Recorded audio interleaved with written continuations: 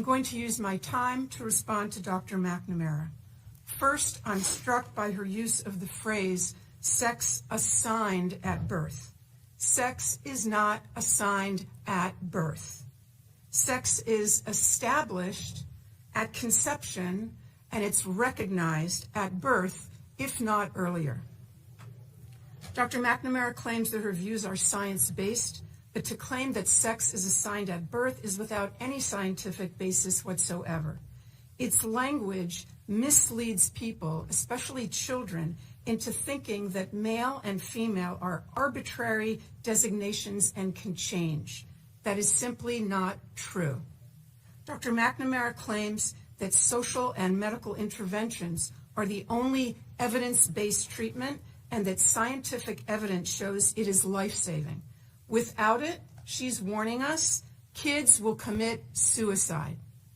Well, a growing number of countries have effectively banned the care to which she's referring. And thank God there's been no wave of suicides or other mental health catastrophes.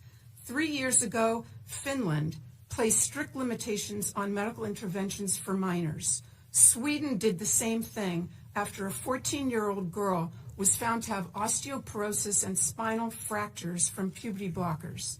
An investigation concluded, quote, the risks of anti-puberty and hormone treatment for those under 18 currently outweigh the possible benefits.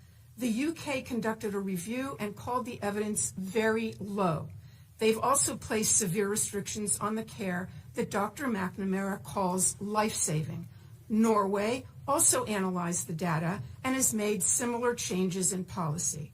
The National Academy of Medicine in France warned, quote, great medical caution must be taken in children and adolescents given the vulnerability of this population and the many undesirable, even serious complications the therapies cause. Doctors in New Zealand and Australia have published similar statements. Is Dr. McNamara suggesting that all these countries are rejecting evidence-based treatment and placing their kids at risk of suicide?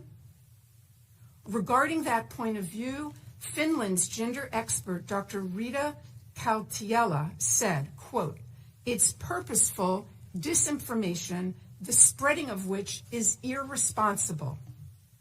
All 7 countries, and Florida too, of course, concluded that kids don't need their development interrupted, the girls don't need their periods stopped and their voices lowered, and the boys don't need to grow breasts.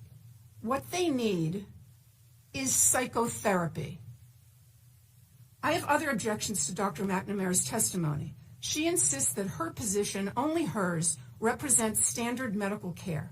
What she doesn't want you to know is that there is no standard. There's a debate. There's a fierce debate. And on the side opposite her stand such prominent figures as Stephen Levine, Kenneth Zucker, Paul McHugh, and James Cantor, among others. These doctors are giants in the field.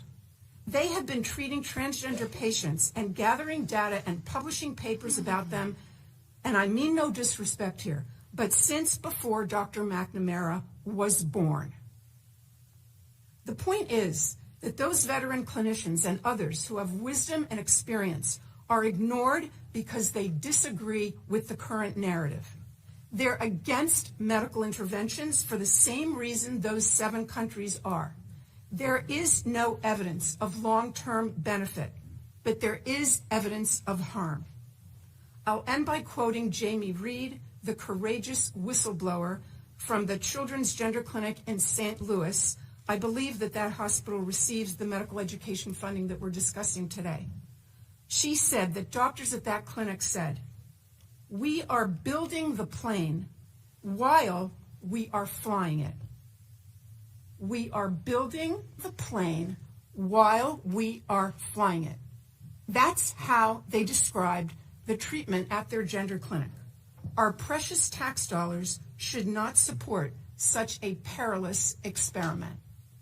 Thank you.